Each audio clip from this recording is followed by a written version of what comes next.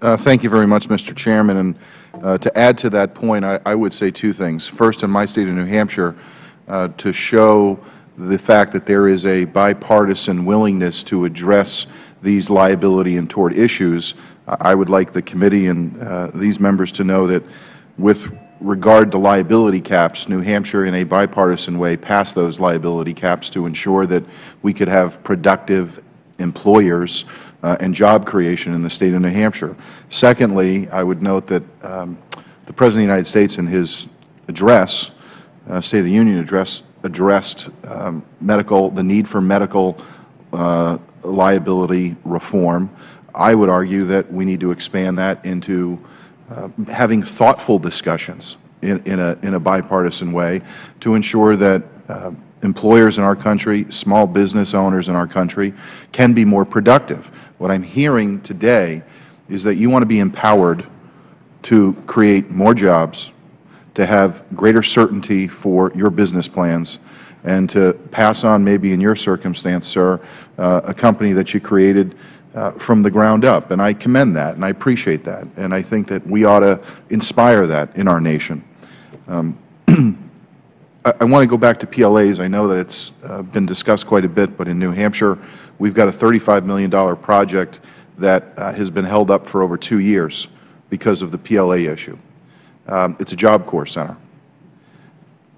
The Job Corps Center has the ability to do two things: not only employ several hundred people, but it takes up to 500 people a year in New Hampshire who otherwise wouldn't be on the path to get a standard high school education, and give them a skill supported by some of the members of your association who would put in high-tech equipment, in this circumstance some defense-related equipment, who can then be productive members of society. I think that's important. And what's holding that up is the PLA.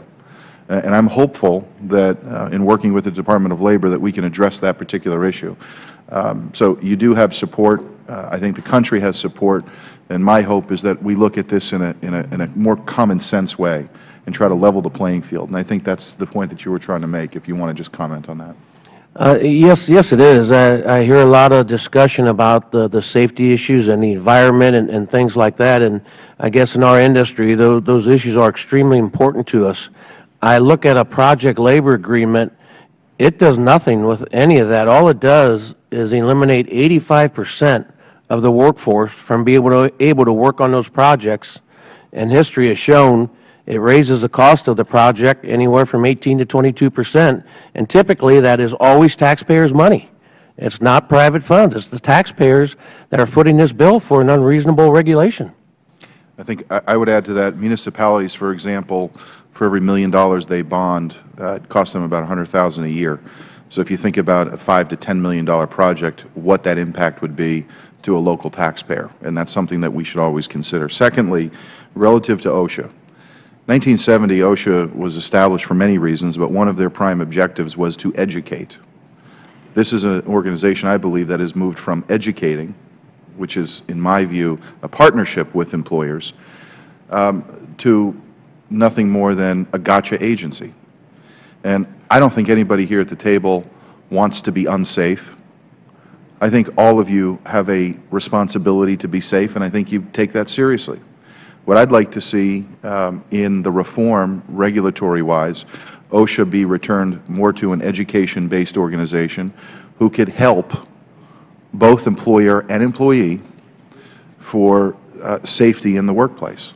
And I would ask Mr. Timmons if you could just comment on that, please. I think you're exactly right that partnership should be paramount. If partnerships don't work, then there's the legislative process and if necessary, the regulatory process. But when businesses and government and regulatory agencies work together for a common goal, which is to make us more competitive, to create jobs, everyone ends up succeeding most of the time. Thank you, sir. Thank you, Mr. Chairman.